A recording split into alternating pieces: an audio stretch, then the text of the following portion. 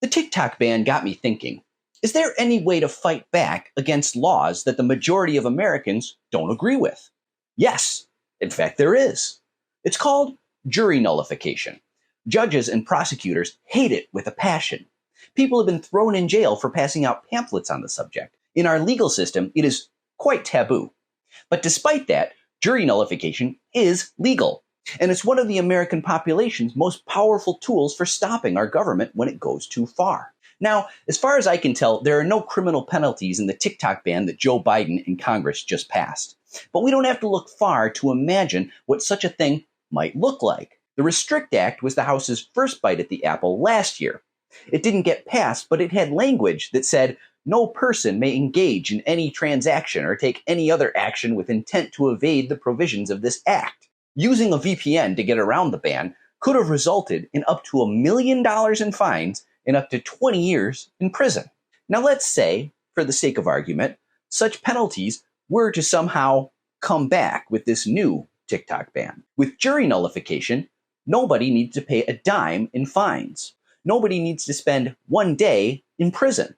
Because for those punishments to happen, juries must convict. This is the exhaust portal on the Death Star. If every person prosecuted under such a law demanded a jury trial, and we have about 170 million TikTok users sitting on our side of the jury pool, we can refuse to convict. Jury nullification, in simple terms, is when the public invalidates illegitimate laws. It doesn't matter if the prosecutor proves their case beyond a shadow of a doubt. We can still acquit anyone we want. So if you're on a jury, you vote to acquit. It only takes one person to dig in their heels. Hung jury.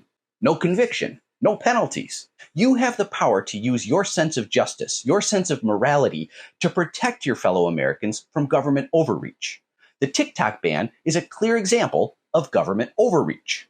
Jury nullification helped end prohibition. One of the big reasons the 18th Amendment was repealed with the 21st Amendment was because juries refused to convict violators of the Volstead Act. So the government threw in the towel and gave up. Now, people who oppose the use of jury nullification will try to slander the practice. They'll bring up how Southern juries used this option to acquit people who were clearly guilty of hideous crimes against African Americans back in the day. That's true. Jury nullification is a double-edged sword. It cuts both ways. Jury nullification is a tool. Like any tool, it can be used for good or ill. To apply the sword analogy further, I could use my sword to defend a mother and child from bandits, or I could be a bandit and use my sword to prey upon the weak. We have this tool. It's already in the toolbox. We could start using it today. If you wanted to use such a tool in a case where, I don't know, a woman's bodily autonomy was threatened, no one could stop you. Just one note about using this tool. It's like Fight Club. The first rule of jury nullification is we don't talk about jury nullification, especially anywhere near a courthouse.